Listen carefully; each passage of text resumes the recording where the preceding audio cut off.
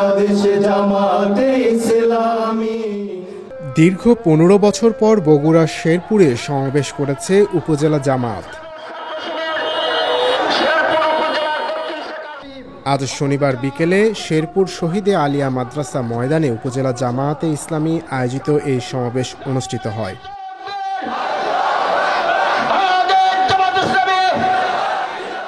ছাত্র জনতার আন্দোলনে শহীদদের স্মরণে আয়োজিত সমাবেশে সভাপতিত্ব করেন উপজেলা জামায়াতের আমির ও সাবেক উপজেলা চেয়ারম্যান মাওলানা আলহাজ দবিবুর রহমান।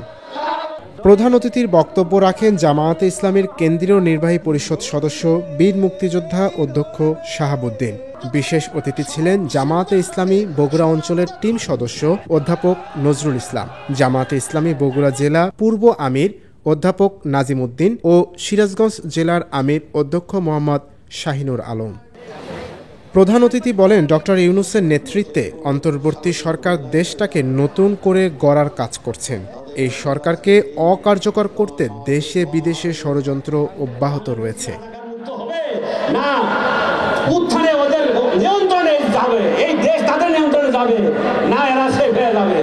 আজকে কি রাজাকারেরা শেষ হয়ে গেছে? যাদের রাজাকার বলতো তারা কি আছে না নাই?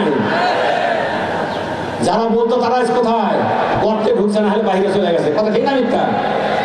আল্লাহ রাব্বুল আলামিন দেখেন এই রাজাকার শব্দটা আপনাদের কিভাবে সাহায্য করছে। সেখানে মুক্তে রাজাকার শব্দটা আল্লাহ বাইরে করে দিলে যে রাজাকার নাচিগতি করবো। আমাদের ছাত্র জনতা তারা খেলে গেল, তারা বললো নিতে গেলে চলে গেছে, দেখলাম আমাদের অধিকার হয়ে গেলাম রাজাকার। কে বলেছে সৈরাচার কি কথা ঠিক না মিথ্যা? এই দেশকে গড়তে হলে দেশের সকল নাগরিকের প্রয়োজন রয়েছে। গভর্নমেন্ট এমপ্লয়মেন্টের যেমন দরকার রয়েছে, একজন দিনহীন আমাদের মজুর দিন এনে দিন খায় এরকম শ্রমজীবী মানুষ যারা, তারাও আমাদের ভাই, তারাও এই দেশের নাগরিক হিসেবে আমাদেরকে সাহায্য করবে, এটাই আমাদের কথা ছিল। আজকে এই দেশের হিন্দু মুসলিম যত ধর্মের মানুষ আমরা থাকি না কেন, সকলের দেশ এই বাংলাদেশ, এটা কারো বাপের জোড়াতে বাংলাদেশ না।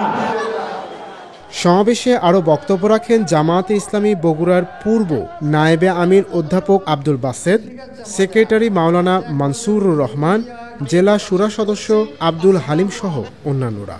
সমাবেশ থেকে দলীয় স্বার্থের ঊর্ধ্বে উঠে সবাইকে ঐক্যবদ্ধভাবে দেশবিরোধী সকল ষড়যন্ত্র রুখে দেওয়ার আহ্বান জানানো হয়। দৈনিক করতোয়া, শেরপুর, বগুড়া।